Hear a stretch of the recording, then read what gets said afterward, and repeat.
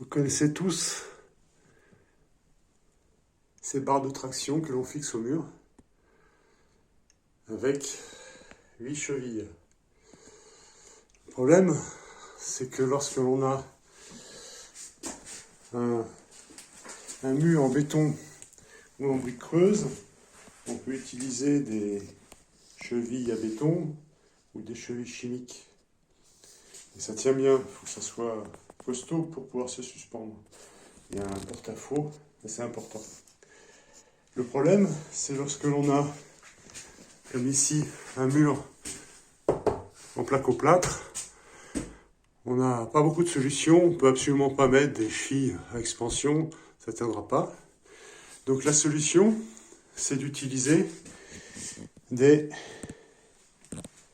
soit des tiges filetées qui vont traverser toute la cloison, et de l'autre côté, on va mettre une bonne plaque, une bonne contre-plaque, mais on n'a pas forcément envie de mettre dans la pièce d'à côté une plaque avec des tiges filetées qui dépassent. Alors l'autre solution que je suis en train de mettre au point, c'est d'acheter une planche d'une taille standard que l'on trouve entre autres chez Leroy Merlin, qui est de 2,50 m de long par 60 cm de large et par 18 mm d'épaisseur.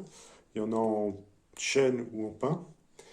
De la fixer au mur, de fixer avec des vis traversantes la barre de traction et de fixer cette planche sur le mur en placo-plâtre en s'appuyant sur le dessus de la plainte et en verrouillant en haut le basculement par une planche verticale, horizontale, fixée au plafond. Donc on coupe exactement entre le dessus de la plainte et le plafond. On n'a pas le droit à l'erreur.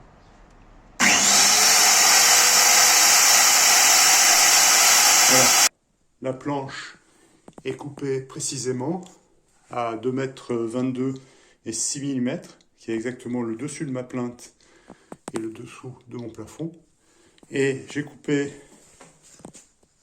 le morceau de chute à environ 14 cm de large. Et c'est cette planche-là qui va venir me permettre de verrouiller au plafond la grande planche pour éviter qu'elle bascule. Alors on va commencer maintenant par fixer sur cette planche la barre de traction. Voilà, donc maintenant que j'ai passé la position de mes trous de potence, je vais percer à 8 parce que j'installerai des vis tête fraisée ici, encastrées dans l'épaisseur des 18 mm de ma planche.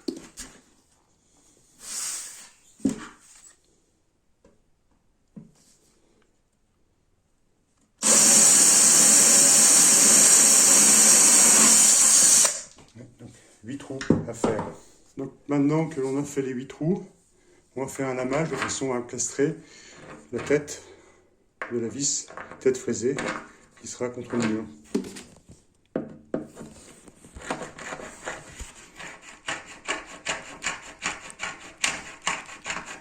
Bon, si on a un outil sur une perceuse, c'est mieux, mais à la main, ça va assez vite.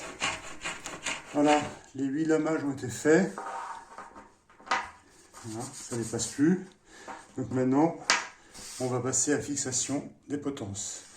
Alors, vous ne trompez pas de côté, hein. Ça c'est bien la partie contre le mur. Alors, comme on choisit généralement un côté le moins laid de la planche, vous ne trompez pas pour faire les lamages. C'est côté mur, ça, ce qui ne se verra pas. Voilà, donc une clé de 13 et on serre les 4 vis.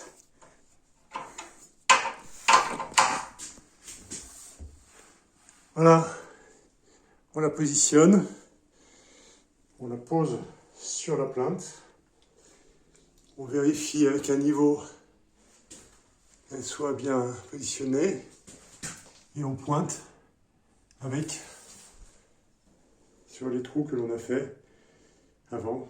J'ai prévu 6 trous, 6 fixations sur le mur, avec des chevilles expansion pour plaque au plâtre ordinaire. Voilà, donc maintenant ma planche est fixée au mur avec 6 chevilles à expansion. Mais il ne faut surtout pas se suspendre encore, puisque là, la planche repose bien sur la plinthe. Donc verticalement, c'est bon. Par contre, bien entendu, la planche n'est pas suffisamment rigide pour supporter un tel porte-à-faux de plus de 80 kg. Donc, on va venir fixer une planche ici, au plafond, qui va dérouiller et empêcher que la planche bascule vers l'avant. Enfin, en théorie, on va voir si ça marche. La dernière cheville à expansion. Voilà. Il y en a donc 4. Voilà. Les 4 chevilles sont en place. On va maintenant fixer la planche. Bon, on va essayer une première. Je file, je vais pas essayer encore. Hein. C'est vraiment pour voir. Allons-y.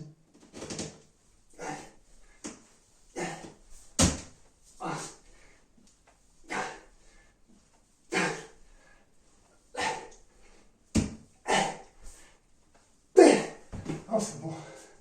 C'est bon, ça tient. Ah, ça bouge pas du tout. Ah, excellent. Très content. Très content, voilà. Donc, comment on peut fixer sur une cloison au plâtre une barre de traction sans avoir à traverser la cloison. Alors, je suis content.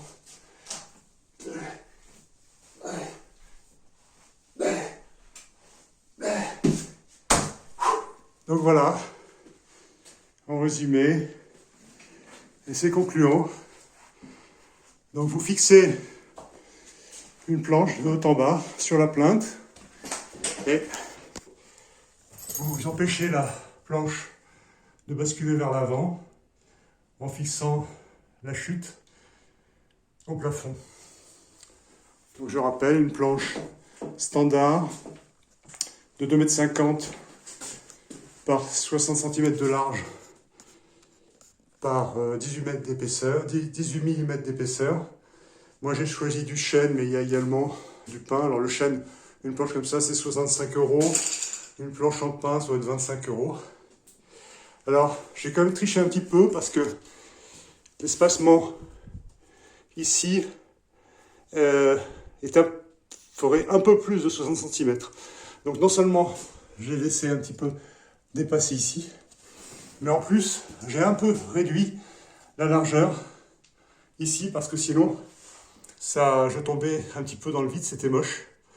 Alors si vous voulez pas vous embêter, parce que c'est un peu embêtant hein, de réduire la largeur de poignées, vous pouvez utiliser encore une chute qui vous reste en faisant ici un décrochement collé, fixé, sur lequel vous pourrez, ça pourra appliquer et vous pourrez dépasser un peu plus. Autre chose également, si jamais vous voyez que la planche n'applique pas sur la plinthe totalement, vous avez le droit de mettre une petite cale ici pour être sûr que tout applique parfaitement. Enfin globalement, ça tient vraiment bien. Ça bouge pas, hein, ça grince même pas, rien du tout. On va voir à l'usage, mais enfin, je suis assez content de cette solution. Voilà, vous pourrez faire ça chez vous, même dans un appartement. Plutôt que vous embêter avec des espèces de trucs dans les couloirs, comme ça, bon, qui sont pas assez larges. Bon, en plus, moi j'avais mis des vis, et une plaque, parce que mais c'est surtout pas assez large. Là, ça me permet d'avoir dans ma salle de muscu une planche et esthétiquement, bon, c'est pas laid, hein. C'est pas laid dans une salle de muscu. Alors, le bruit que vous entendez, c'est pas le craquement, hein, c'est l'espèce de poignée qui craque, c'est pas du tout le mur. Alors, si on enlève ça, on n'a plus du tout, on n'a aucun craquement. Donc, ça bouge pas d'un poil.